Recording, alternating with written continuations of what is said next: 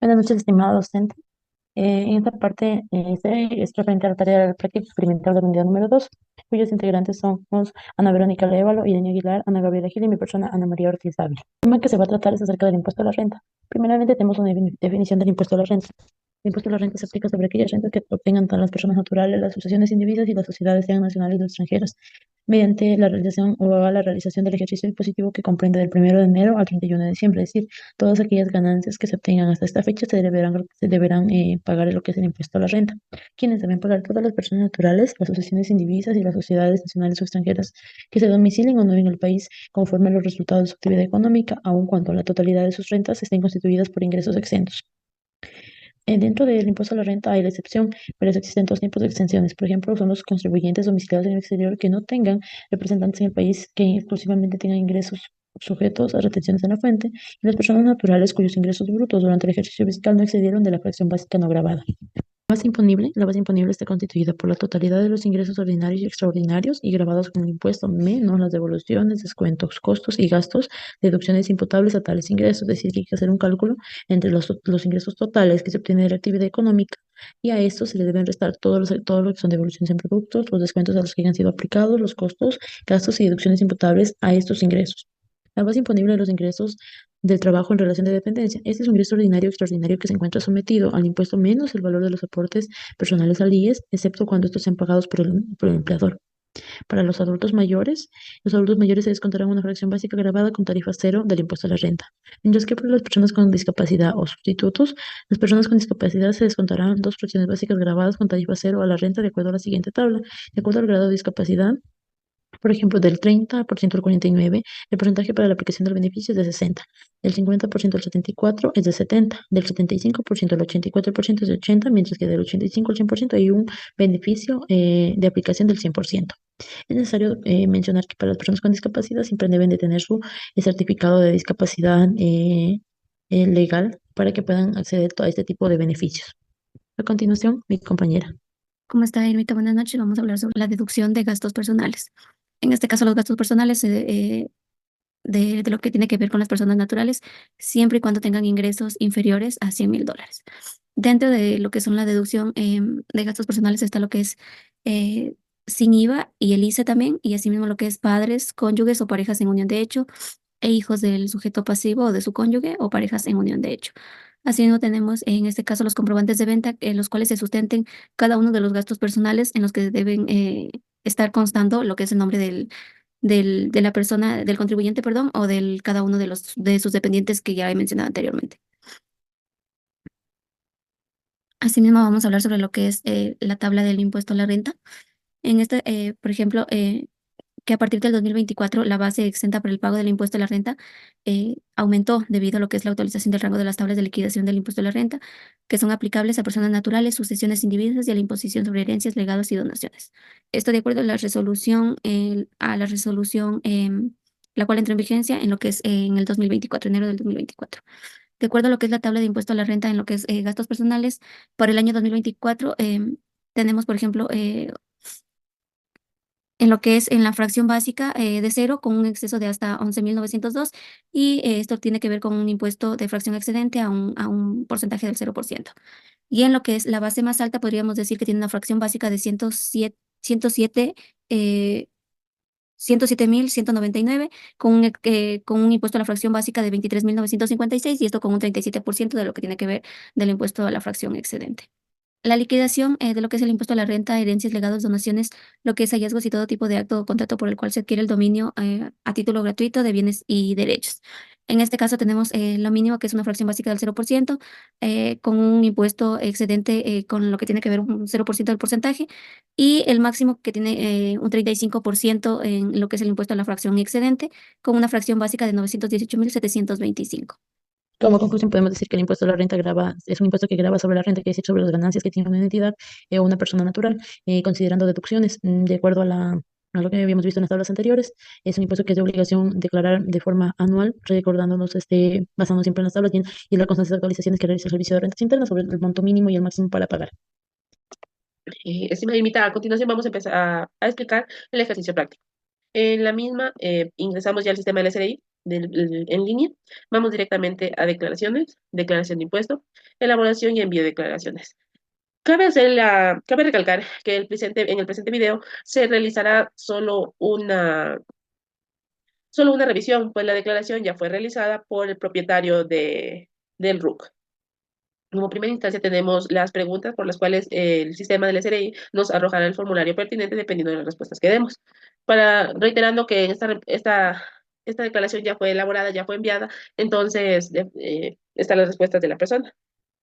Que son opciones como para el periodo fiscal, al declarar se encuentra el sujeto del régimen RIMPE y las opciones pertinentes. Tenemos en sí el formulario del impuesto. Tenemos como rentas grabadas de trabajo y capital que no se registran en contabilidad. Tenemos unos ingresos grabados en el casillero 610 o 611 de $14,941 con 52 centavos. Asimismo, en el casillero 631 tenemos costos y gastos deducibles de $7,773 con 47 centavos. Cabe recalcar que es importante tener la documentación necesaria para que estos valores sean verificados y validados por el sistema del SRI. Los mismos valores se reflejarán en los casilleros 659 para los ingresos y en el 669 para los costos y gastos deducibles. Aquí están sobre los reembolsos y luego vamos al casillero 765 en el cual ingresaremos de nuevo los ingresos grabados por el propietario del RUC y asimismo los gastos y costos y gastos deducibles. Para el cálculo de estos valores es necesario la utilización de las deducciones y exoneraciones. A continuación, mi compañera. Listo. Continuando con la información, para poder sacar el valor de la renta agravada, tenemos que igualmente ingresar lo que son las deducciones o exoneraciones que tenga la persona. En este caso, basándonos en los anexos de gastos personales que hayan realizado el ingreso pertinente. Para esto igualmente cuentan las cargas familiares, que normalmente se realiza el ingreso directamente en los anexos, presentando el formulario. En ese formulario van, aparte de lo que ya había indicado la persona que declaró, informa de que tiene de número de cargas familiares 3. Este proceso de la declaración de gastos personales es anual. Igualmente declaró que en las cargas familiares no tienen con condición de enfermedades, no tiene enfermedades catastróficas, pero en caso de que las tengan, igualmente tienen que detallar directamente en la declaración. Para este periodo fiscal también declaró que no necesita ningún beneficio de la rebaja por gastos personales por la provincia de Galápagos, ya que vive en Santo Domingo. Y también declaró los gastos personales. Estos gastos personales que ha declarado la persona van de acuerdo tienen un descuento de acuerdo a las cargas familiares que mantienen declaradas en ese año, como también los gastos que se han realizado, que aplican únicamente a lo que es educación, salud, alimentación, vivienda, vestimenta y turismo. Para poder realizar estos gastos personales, se realiza igualmente dentro de los anexos, en el cual van a ingresar, se registra la verificación de las facturas que estén a nombre de este cliente, que se ha realizado en todo ese periodo del 2023, en las cuales se va verificando los gastos que ha tenido de acuerdo al tipo de gasto de educación, salud, alimentación o vivienda, vestimenta. Según lo que reportó esta persona, total de gastos personales tuvo de 5,278,86, el cual se registra de acuerdo, se hace un valor automático en el casillero 797. Continuando con el proceso, no tiene exoneraciones adicionales que normalmente son por tercera edad o por exoneración de contribuyente por la sociedad conyugal. En este caso, continuando con los otros tipos de rentas que están exentas, sería directamente en el casillero 685 por los 13º, 14º, remuneración, fondos de reserva y compensación por salario digno, ya que este cliente es una persona también con dependencia laboral, que sería un total de 2,621,57. Este valor igualmente se ingresa automáticamente en la casilla 689 con el mismo valor. Teniendo ya estos valores, mi compañera continuará con el siguiente proceso. Ya con los datos de las otras deducciones y exoneraciones que se nos ha brindado el valor, vamos de nuevo a las rentas grabadas de trabajo y capital y nos damos cuenta que con los valores dados en los gastos deducibles, en las deducciones y exoneraciones, y el valor total de los ingresos, tenemos un subtotal de la base grabada de $11,000, $11,539 con 80 centavos. Con este valor ya determinado, pasamos ahora sí al resumen impositivo. Dentro del resumen impositivo tenemos la base imponible grabada, que es los $11,539 con 80 centavos que obtuvimos. Asimismo, tenemos el total del impuesto causado por el régimen general, que es en cero, el impuesto causado del régimen RIMPE Emprendedores, que es de $60, y la rebaja del impuesto causado por gastos personales del periodo, que tenemos de $950 con 19 centavos. El impuesto a la renta causado por mayor anticipo, tenemos de $60 en el casillero 842. Tenemos las retenciones en la fuente realizadas bajo relación de dependencia o actividades sujetas al impuesto único y régimen impositivo de microempresas. que en este caso tenemos unas retenciones aplicadas de $132.72. Asimismo, no tenemos retenciones que se realizan en el ejercicio imponible de microempresas de 2021 ni del 2022. Luego tenemos en el casillero 850 los créditos tributarios de los años anteriores, de los periodos anteriores. Tenemos entonces del año 2021 un crédito tributario de $48.24 y del año 2022 tenemos un crédito tributario de $132.23, dándonos en total una sumatoria de $180.47. Así entonces tenemos un saldo a nuestro favor de $253.19 y un subtotal impuesto a pagar de $0 hasta el momento. De allí tenemos unas preguntas que nos hacen referencia a si somos RIMPE, cuál es la categoría RIMPE que pertenecemos, que en este caso es emprendedor, y que si requiere efectuar declaraciones y pago el impuesto a RIMPE, negocios populares cuyos ingresos superan los $20.000, y en este caso no la superan. Entonces, tenemos la base imponible grabada del régimen RIMPE, que es de $14.941.53.